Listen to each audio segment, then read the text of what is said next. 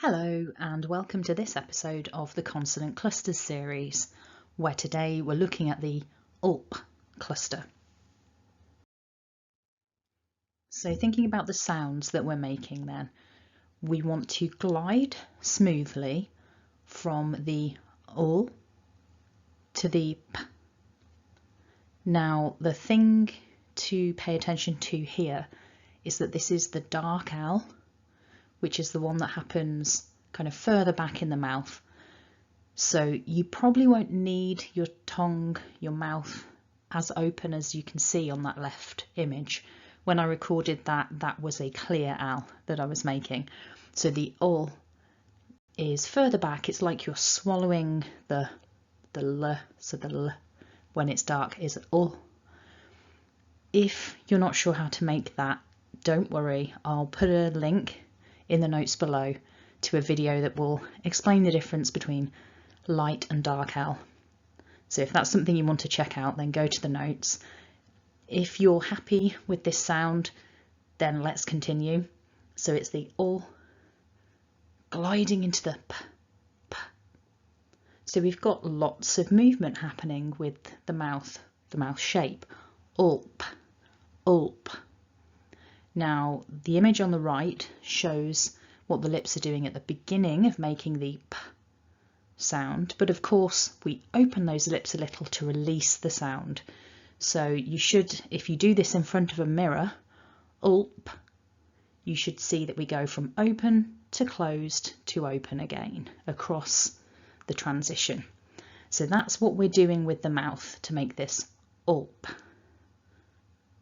cluster. So it might be worth doing that in front of a mirror so you can see how it looks. ULP. So now that you're ready, you know what we want you to do. Let's practice with some real words. So we've got a short list of example words. I just want you to listen really carefully, focus on that cluster, the ULP, and repeat after me nice and loud. Help.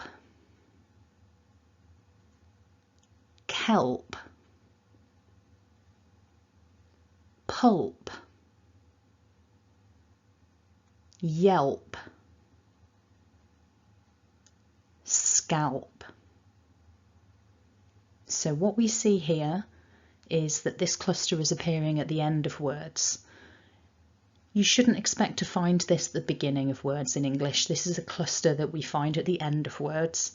And for that reason, I've got a couple of slides of cautionary words for you to notice and pay attention to. So on this slide, we see that the L and the P are written next to each other on the left, and that script on the right in the slightly lighter coloured blue, you can see the L and the P are next to each other, so it's the cluster ULP.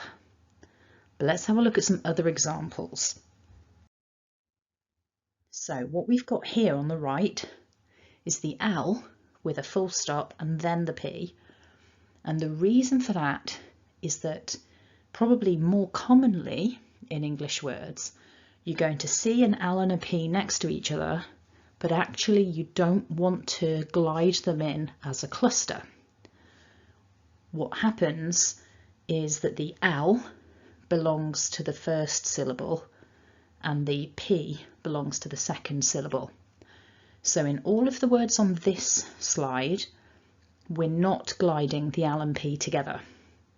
And of course, when you look at the word written down, there's not necessarily any clue other than perhaps the length of the word.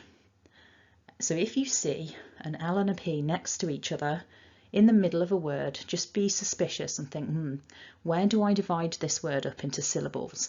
Is this a cluster, or more likely it's not? So I want you to repeat after me nice and loud, making sure that you're not blending your L and your P. So repeat after me. Helper, alpine, culprit, helping, goalpost. So it's very subtle, but hopefully you could feel that the L did not glide into the P in the same way that it did with our cluster that we just looked at with words like yelp. Okay, so that's the first kind of cautionary thing to think about, is the L and the P written as neighbours but not becoming a cluster. And then something else we need to just be really careful about is that we've got a small selection of words in English that look like we've got an L and a P next to each other, but notice there's also a H after that P, and so it becomes a F sound. So all of these words here look like they've got a P in them, but actually because of the presence of the H, it becomes a F. So repeat after me nice and loud. Alpha, Ralph, dolphin, alphabet, sulfur. Fantastic. So we've covered 3 things in this video. We've had that ulp cluster, like in the word help, and then we had those words like goal post where it wasn't a cluster, and then we've had this list of words here where it looks like it could be a P but it's actually a F. Fantastic. So if you found that useful, go ahead and hit like, and if you haven't already, subscribe to the channel to stay up to date. If you want to work with more clusters, then check out the playlist. There are plenty of other clusters that you can work with in English, and I think it's a really good way to improve your knowledge of the pronunciation of the language, is to look at these clusters. There's the link to the homepage for lots of other resources. Thanks for watching, and have a lovely day.